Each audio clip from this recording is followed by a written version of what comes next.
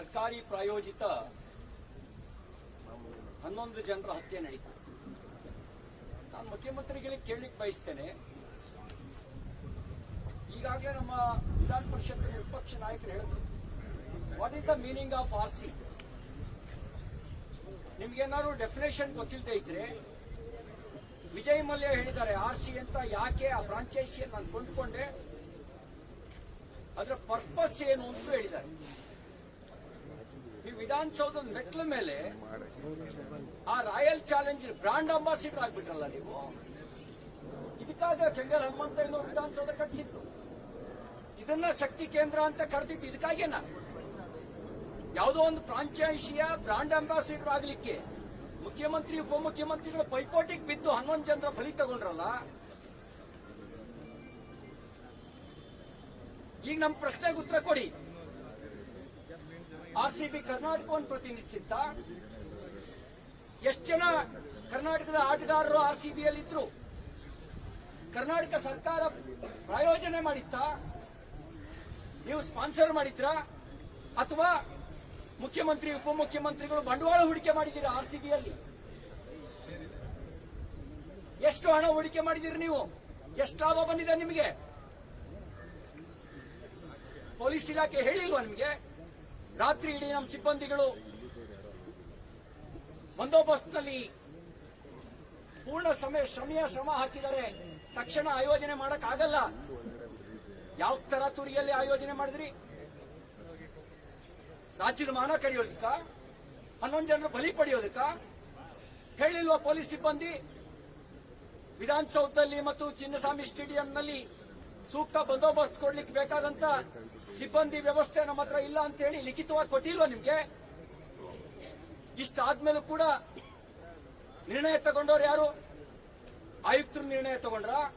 ವಿಧಾನಸೌಧದ ಮೆಟ್ಲ ಮೇಲೆ ಕಾರ್ಯಕ್ರಮ ಆಯೋಜನೆ ಮಾಡಿ ಮುಖ್ಯಮಂತ್ರಿ ಉಪಮುಖ್ಯಮಂತ್ರಿ ಮಂತ್ರಿ ಶಾಸಕರುಗಳು ನಿಮ್ಮ ಮಕ್ಕಳನ್ನೆಲ್ಲ ಕರ್ಕೊಂಡು ಬಂದು ವಿರಾಟ್ ಕೊಹ್ಲಿ ಜೊತೆಲಿ ಫೋಟೋ ತೆಗೆಸ್ಕೊಳ್ಳಿ ಅಂತ ಅವರು ನಿಮಗೆ ಸೂಚನೆ ಕೊಟ್ರ? ಯಾವ ಕಾರಣಕ್ಕೆ ಇದನ್ನ ಮಾಡಿದ್ರಿ ನೀವು? ಇದಕ್ಕೆ ಇವತ್ತಿಗೂ ನೀವು ಉತ್ತರ ಕೊಟ್ಟಿಲ್ಲ. ಮಾನವೀಯತೆ ಇಲ್ಲದೆ ನಡ್ಕೊಂಡ್ರಿ. ಒಂದ್ ಕಡೆ ಸಾವಿನ ಸುದ್ದಿ ಗೊತ್ತಾಗ್ತಾ ಇದ್ದಂತೆ ನೀವು ಹೆಂಗೆ ಮನುಷ್ಯತ್ವ ಸತ್ತವರ ರೀತಿಯಲ್ಲಿ ನಡ್ಕೊಂಡ್ರಿ. ಒಬ್ರು ಕಪ್ ಎತ್ತಿ ಮುತ್ತಿಡ್ತಾರೆ, ಓಹೋ ನೀವೇ ಶಿಕ್ಷೆ ಹೊಡೆದಿದ್ದು, ನೀವೇ ಗೆಲ್ಸಿದ್ದು ತಂಡನ. ನಾಚಿಕೆ ಆಗ್ಬೇಕಲ್ಲ ನಿಮ್ಗೆ? ಕಪ್ ಒಂದ್ ಕಡೆ ಸಾವಿನ ಸರಮಾಲೆ, ಇನ್ನೊಂದ್ ಕಡೆ ಕಪ್ ಎತ್ತಿ ಮುತ್ತಿಡ್ತೀರಿ. ಮತ್ತೊಬ್ರು ಮಸಾಲೆ ದೋಸೆ ತಿನ್ನಕ್ ಹೋಗ್ತೀರಿ. ಮನುಷ್ಯತ್ವ ಇದೆಯಾ ನಿಮ್ಗೆ? ಮನುಷ್ಯತ್ವ ಇದೆಯೇನ್ರಿ? ಇಷ್ಟಾದ್ಮೇಲೆ ಆರೋಪ ಯಾರ ಮೇಲೆ? ಪೊಲೀಸರ ಮೇಲೆ. ನಾನು ಸೋಷಿಯಲ್ ಮೀಡಿಯಾದಲ್ಲಿ ನೋಡಿದೆ, ಪ್ರಜ್ಞೆ ತಪ್ಪಿ ಬಿದ್ದವ್ರನ್ನ, ಆ ಕಾಲ್ತುಳುಕಕ್ಕೆ ಒಳಗಾಗಿ ಜೀವ ಕಳ್ಕೊಂಡವ್ರನ್ನ ಹೆಗಲ ಮೇಲೆ ಹೊತ್ಕೊಂಡು ಹೋಗ್ತಿದ್ದವ್ರು ಪೊಲೀಸರು. ನೀವಲ್ಲ, ನೀವೆಲ್ರಿ ಇದ್ರಿ? ಒಬ್ರು ಮಸಾಲೆ ದೋಸೆ ತಿನ್ನಕ್ ಹೋಗಿದ್ರಿ, ಮತ್ತೊಬ್ರು ಕಪ್ ಮುತ್ತಿಡಕ್ ಹೋಗಿದ್ರಿ. ಕ್ರೆಡಿಟ್ ನ ಪಡ್ಕೊಳ್ಳಕ್ಕೆ ನಿಮ್ಮಿಬ್ಬರ ನಡುವೆ ಕ್ರೆಡಿಟ್ ವಾರ್ ನಡೀತಾ ಇತ್ತು. ಅದಕ್ಕೆ 11 ಜನರ ಬಲಿ ಆಯ್ತು. ನಿಮ್ ತಪ್ಪನ್ನು ಮುಚ್ಚಿಟ್ಕೊಳ್ಳೋದಿಕ್ಕೆ ಈಗ ತಪ್ಪೇ ಮಾಡಿದವ್ರ ಮೇಲೆ ಕ್ರಮ ತಗೊಳ್ತೀರಲ್ವಾ? ತಪ್ಪು ಮಾಡಿರೋ ನಿಮ್ಮ ಮೇಲೆ ಶಿಕ್ಷೆ ಆಗ್ಬೇಕೋ ಬೇಡವೋ? ನಮ್ಮ ಈ ಹೋರಾಟ ತಪ್ಪು ಮಾಡಿರೋರ ಮೇಲೆ ಶಿಕ್ಷೆ ಆಗಬೇಕು ಅಂತ ಹೇಳಿ, ಅಮಾಯಕರ ಸಾವಿಗೆ ಕಾರಣಕರ್ತರಾದವರಿಗೆ ತಕ್ಕ ಶಿಕ್ಷೆ ಆಗಬೇಕು ಅಂತ ನಮ್ಮ ಹೋರಾಟ. ನೀವೇನ್ ಮಾಡಿದ್ರಿ? ಮ್ಯಾಜಿಸ್ಟ್ರೇಟ್ ತನಿಖೆ ಅಂತ ಹೇಳಿ ತಿಪ್ಪೆ ಸಾರಿಸೋ ಪ್ರಯತ್ನ ಮಾಡಿದ್ರಿ. ಕೇರಳದಲ್ಲಿ ಆನೆ ತುಳಿತಕ್ಕೆ ಒಳಗಾದ್ರೆ 25 ಲಕ್ಷ ಪರಿಹಾರ ಕೊಟ್ಟು ಇಲ್ಲಿ ಸತ್ತವರಿಗೆ 10 ಲಕ್ಷ ಅಂತ ಘೋಷಣೆ ಮಾಡಿ ಅಲ್ಲೂ ತಾರತಮ್ಯ ಮಾಡಿದ್ರಿ. ಯಾವಾಗ ಜನಾಭಿಪ್ರಾಯ ಜನಾಕ್ರೋಶ ನಿಮ್ ವಿರುದ್ಧ ಆಯ್ತು, ಈಗ 25 ಲಕ್ಷ ಅಂತ ಹೇಳ್ತಾ ಇದ್ದೀರಿ. ಆಮೇಲೆ ನ್ಯಾಯಾಂಗ ತನಿಖೆ ಅಂತ ಹೇಳ್ತೀರಿ. ನಮ್ಮ ಆಗ್ರಹ ಇಷ್ಟೇನೆ, ನ್ಯಾಯಾಂಗ ತನಿಖೆ ಆಗಬೇಕಾಗಿರೋದು ನಿಮ್ ಸರ್ಕಾರದ ನೇತೃತ್ವದಲ್ಲ, ವಿಧಾನಸೌಧದಲ್ಲಿ ಕಾರ್ಯಕ್ರಮ ಆಯೋಜನೆ ಮಾಡೋದಕ್ಕೆ ಮೂಲ ಕಾರಣವೇ ನೀವಿದ್ದೀರಿ. ನಿಮ್ಮ ಮೇಲೆ FIR ಬುಕ್ ಆಗಬೇಕು. A1 A2 CM deputy CM ಆಗಬೇಕು. ಆಗ ಒಂದು ಪಾರದರ್ಶಕತೆ ಬರುತ್ತೆ, ಒಂದು ಪ್ರಾಮಾಣಿಕತೆ ಬರುತ್ತೆ.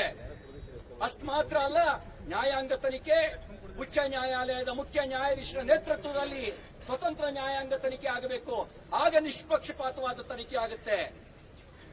ನಿಮ್ ನೇತೃತ್ವದ ತನಿಖೆ ನಿಮ್ ತಪ್ಪುಗಳನ್ನು ಮುಚ್ಚಾಕೋದಕ್ಕೆ, ನಿಮ್ ನೇತೃತ್ವದ ತನಿಖೆ ಅಮಾಯಕರನ್ನ ಬಲಿ ಪಡೆಯೋದಕ್ಕೆ, ನಿಮ್ಮ ನೇತೃತ್ವದ ತನಿಖೆ ನಿಮ್ಮೆಲ್ಲ ತಪ್ಪುಗಳನ್ನ ಮುಚ್ಚಾಕೋದಕ್ಕೆ ನಡೆಸುವಂತ ತನಿಖೆ ಅವಶ್ಯಕತೆ ಇಲ್ಲ. ನಮ್ಮ ಆಗ್ರಹ ಇಷ್ಟೇನೆ, ಈ ಹೋರಾಟದ ಉದ್ದೇಶ ಇಷ್ಟೇನೆ. 11 ಜನರ ಅಮಾಯಕರ ಸಾವಿಗೆ ಕಾರಣಕರ್ತರಾದವರು ನಿಮ್ಮ ಹಪಾಪಿತನಕ್ಕೆ, ನಿಮ್ಮ ಲಾಭಕ್ಕೆ ಏನ್ ಕಾರಣಕರ್ತರಾಗಿದ್ದೀರಿ, ನಿಮಗೆ ಶಿಕ್ಷೆ ಆಗಬೇಕು. ನಿಮಗೆ ನೈತಿಕತೆ ಅನ್ನೋದಿದ್ರೆ, ನಿಮಗೇನಾದ್ರೂ ಮಾನವೀಯತೆ ಅನ್ನೋದಿದ್ರೆ ಇಷ್ಟೊತ್ತಿಗೆ ರಾಜೀನಾಮೆ ಕೊಡ್ತಿದ್ರಿ. ನಿಮ್ ಕುರ್ಚಿ ಉಳಿಸ್ಕೊಳ್ಳೋದಕ್ಕೆ ಬೇರೆಯವರ ತಲೆದಂಡ ಮಾಡೋ ಪ್ರಯತ್ನ ಮಾಡ್ತಿರ್ಲಿಲ್ಲ. ಹಾಗಾಗಿ ನಮ್ಮ ಹೋರಾಟ ನಿಜವಾಗಿ ತಪ್ಪು ಮಾಡಿದವರಿಗೆ ಶಿಕ್ಷೆ ಆಗಬೇಕು ಅನ್ನೋ ನಮ್ಮ ಹೋರಾಟ. ನಗಾಡ್ತಾರ್ರಿ, ವಿಧಾನಸೌಧದಲ್ಲಿ ಕಮಿಷನ್ ಆಯೋಜನೆ ಮಾಡಕ್ಕಾಗತ್ತ?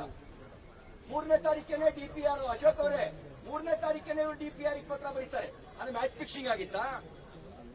ಮುಂಚೆನೆ ಮ್ಯಾಚ್ ಫಿಕ್ಸಿಂಗ್ ಆಗಿತ್ತಾ? ಮುಂಚೆನೆ ನಿಮಗೆ ಕನಸು ಬಿದ್ದಿತ್ತಾ? ಹೋಗ್ಲಿ, ಅಷ್ಟೆಲ್ಲ ಬರ್ದವರು ಸೂಕ್ತ ಬಂದೋಬಸ್ತ್ ತಗೊಂಡ್ರ? ಆತರ ಏನಿತ್ತು ನಿಮಗೆ? ಅಂತ ಆತರ ಏನಿತ್ತು? ಈ ಎಲ್ಲ ಪ್ರಶ್ನೆಗಳಿಗೆ ಉತ್ತರ ಸಿಗಬೇಕಾದಂತ ಅವಶ್ಯಕತೆ ಇದೆ. ಅದಕ್ಕಾಗಿ ಇದೊಂದು ರೀತಿಯ ಕ್ರಿಮಿನಲ್ ನಿರ್ಲಕ್ಷ್ಯ. ಇದು ನೀವು ಮಾಡಿರ್ತಕ್ಕಂಥದ್ದು ಒಂದು ಕ್ರಿಮಿನಲ್ ನಿರ್ಲಕ್ಷ್ಯ. ನಿಮ್ಮ ಕ್ರಿಮಿನಲ್ ನಿರ್ಲಕ್ಷ್ಯದ ಕಾರಣದಿಂದಾಗಿ ಅಮಾಯಕರು ಸತ್ತಿದ್ದಾರೆ. ಅವರ ಆತ್ಮಕ್ಕೆ ಸದ್ಗತಿ ಯಾವಾಗ ದೊರಕುತ್ತೆ ಅಂದ್ರೆ ನಿಜವಾಗಿ ತಪ್ಪು ಮಾಡಿದವರಿಗೆ ಶಿಕ್ಷೆ ಆಗಬೇಕು. ಕ್ರೆಡಿಟ್ ವಾರ್ನ ಹಪಾಪಿತನಕ್ಕೆ ಒಳಗಾದವರಿಗೆ ಶಿಕ್ಷೆ ಆಗಬೇಕು. ಆಗ ಅವರ ಆತ್ಮಕ್ಕೆ ಶಾಂತಿ ಸಿಗುತ್ತೆ. ಆ ರೋದನ ನೋಡಿದ್ರ ನೀವು? ಆ ಸಮಾಧಿಯ ಮುಂದೆ ಅಳ್ತಾ ಇದ್ದಂತ ರೋದನ ನೋಡಿದ್ರ? 100 ಕೋಟಿ ರೂಪಾಯಿ ಆಸ್ತಿ ಇದೆ, ಇದ್ದೊಬ್ಬ ಮಗನ ಕಳ್ಕೊಂಡಿದ್ದೇವೆ, 100 ಕೋಟಿ ರೂಪಾಯಿ ಆಸ್ತಿ ಏನ್ ಮಾಡ್ಲಿ ನಾನು, ಯಾರಿಗಾಗಿ ಬದುಕಲಿ ಅನ್ನುವ ರೋದನ ನೀವು ಕಾಣ್ಲಿಲ್ವಾ? ನಿಮಗೆ ಕೇಳಲಿಲ್ವಾ? ಅದಕ್ಕಾಗಿ ನಾವು ಈ ಒಂದು ಹೋರಾಟ ಅಂತಕ್ಕಂಥ ಮಾತನ್ನು ಹೇಳ್ತಾ ಸ್ವತಂತ್ರ ನ್ಯಾಯಾಂಗ ತನಿಖೆಗೆ ಆಗ್ರಹಿಸಿ ನಾವು ಈ ಒಂದು ಗಾಂಧಿ ಪ್ರತಿಮೆ ಮುಂದೆ ಧರಣಿ ಕೂತಿದ್ದೇವೆ. A1 A2 ಯಾರಾಗಬೇಕು? ಇದು ನಮ್ಮ ಮಾತು ಮಾತ್ರ ಅಲ್ಲ, ಇದು ಜನಾಭಿಪ್ರಾಯ, ರಾಜ್ಯದ ಜನರ ಅಭಿಪ್ರಾಯ. ನೈತಿಕತೆ ಇದ್ರೆ ನೀವು ರಾಜೀನಾಮೆ ಕೊಡಿ ಅಂತ ಆಗ್ರಹಿಸಿ ನನ್ನ ಮಾತು ಮುಗಿಸ್ತೇನೆ. ಈಗ ನಮ್ಮ ವಿಧಾನಸಭೆಯಲ್ಲಿ ಹೆಚ್ಚಿನ ವಿಡಿಯೋಗಳಿಗೆ ಪ್ರತಿಧ್ವನಿ ಯೂಟ್ಯೂಬ್ ಚಾನೆಲ್ ಸಬ್ಸ್ಕ್ರೈಬ್ ಮಾಡಿ, ಬೆಲ್ ಐಕಾನ್ ಕ್ಲಿಕ್ ಮಾಡಿ.